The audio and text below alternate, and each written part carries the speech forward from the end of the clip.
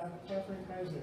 Kathryn Kysar is the author of 2 books of poetry, Dark Lake, Undertone the World, and she edited Writing Shotgun, Women Write About Their Mothers. She has received fellowships from Bene Center for the Arts, the Minnesota State Arts Board, the National Endowment for the Humanities, and the Anderson Center for Interdisciplinary Studies. Kysar recently served on the board of directors for the Association of Writers and Writing Programs and teaches at Milton Ramsey Community College and the Laft Literary Center and lives with her family in St. Paul. Please welcome Kathryn.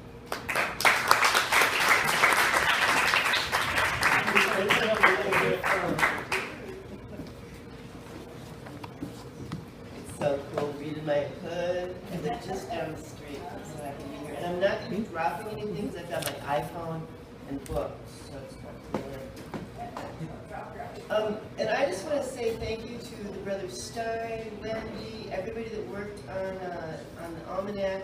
This is an amazing project. I mean, it started out just as a publication, but it has become an event. It's sort of like Whitman's Leaves of Grass. We've got all of these readings sprouting up. We've got all these people in the almanac, and it's a wonderful project. So thank you to all who've been involved in it. And Kimberly Nightingale that runs almanac is amazing and donates a lot of time. So I'm proud to be here.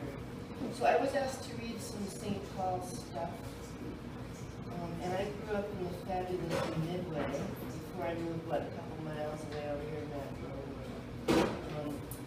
And this is about the neighbor across the street when I was growing up, Japanese garden. Is this loud enough? A little louder. Paul Glomsky's dad was different than the others in my neighborhood. He transformed his flat-lawned yard into a Japanese garden with a waterfall, bonsai, and bamboo fencing, created oil paintings in his basement, framed stained glass, sculpted stone and ceramics. Everything he touched was delicate, and rowdy neighborhood kids could only peer through the slats in the wooden fence for a narrow glimpse of elegance. Mrs. Glomsky was plump and baked for her only son, round like his mother, but lean and prone to average grades. Once, Mr. Glomsky led me down the winding, pebbled paths of his garden, so unlike our lilacs, crabgrass, and wayward phlox.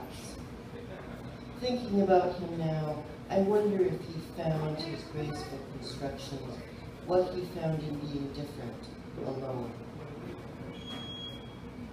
And I still have a messy garden. Once I had kids, I found I could not care for gardens at all. And this is a St. Paul poem that's got for a messy garden, and this is called Fault Lines. At the grocery store, the moms in Highland Park in hastily pulled ponytails bend under the weight of the car seats, holding well-fed babies, struggle to control their straining toddlers. Stuffing bundled babies into carts, we babble bright words, only hint at the shadow that gathers in our days. He's having a bit of trouble toilet training. In the checkout line, your children whining, her tired eyes meet yours and say, "It's not your fault." But the baby hasn't been bathed in days. The preschooler watched TV while in a sleepless haze you stumbled around the house. Laundry, breakfast, wastebaskets, mail, phone calls, laundry. Unable to focus, prioritize. The eyes of the grocery store manager skip over your unwashed hair, your postpartum body. You are invisible. You are a checkbook, a credit card, a major household shopper. Sometimes when you get a chance to catch the sleep that eludes you, you think in the dark about the untidy house, the weeds in the garden, the fallen flowers crushed by last night's rain. All the faults in this little world are yours, the foundation cracking under the weight of the house, the weight of the family, the weight you cannot carry. So speaking of sleepless hazes. I just got back from Mongolia, and I'm having really bad jet lag. And I don't have any poems about Mongolia yet, but I've got some old poems about China, so I wanted to read a fall poem about China. It was really a cool trip. We stayed in yurts and hang out with sheep and yaks and eagle hunters, which is guys that train eagles to hunt. They don't hunt the eagles. But we will have poems coming about this Sunday. Until then, this is a poem about a trip to China I did several years ago called Crossing Cultures. It is not a seam well sewn. Against the fallen hues of the autumn sky, you spread your fingers, and this line means long life. We straddle our bicycles alongside the road, poplars shading the slanting afternoon sun. It is a beautiful fall day in Beijing, and I cannot run my fingers through your tight black hair. Inside the cement school building, it is dark and cold. The electric light burns. Our hands, dry leaves, brush slowly. The wind blows carefully copied translations on thin white paper from your desk as my tea grows cold. You pick at a small blue thread on your jacket. Silently, I turn and leave. And now I will attempt to read a fall poem from my iPhone. My printer's not working. This is a much more recent poem, which is why it's on my phone. It's called The Path. Our footsteps cut pooled prints in a deer's trail through dried weeds, pale gold, thin blazes of burgundy, damp green underneath. Like red whiskers, like yellowed straw, the prairie plants are stiff but not straight, bent a bit in the autumn wind, bent in the weakening sun.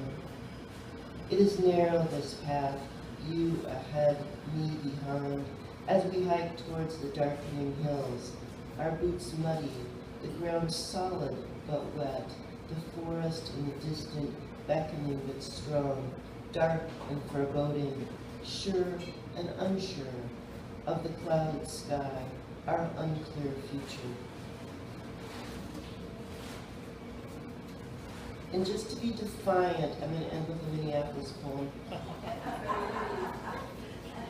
do you start this? I did live in Minneapolis for a little while. After I lived in the Midwest, and it's like, oh my God, I gotta go to Minneapolis. I moved across the river, but you know, when it came time to make my home, I came back to St. Paul. So this is a Lake of the Isles poem. It's called Sister Poem. The autumn sun drops its orange, waxy dots on the lake, and the geese fly up, larger than my sister thinks they should be. She has gone to California. I did not get a chance to say goodbye, and now the silence eats these long afternoons. She calls these death bells, the ones with the little blue flowers, hummingbirds darting in and out. Those brown-haired girls at school chased away the birds, their light feet falling heavy in black shoes. The birds scatter, then disappear. Brow, her dog, lies on the braided rug and dreams of God's colors, a Noah's Ark, a multi-hued robe. Brow feels her absence too. Brow feels these afternoon shadows twist. His legs twitch. He runs in his sleep. He cannot be hemmed in. Twilight is filling the sky. It is hard to see, like a cloud of dark humidity descended. Our thoughts are drifting, Brow's and mine, as we take our evening walk. And, as if dreaming, we think we see you on the far island of the lake.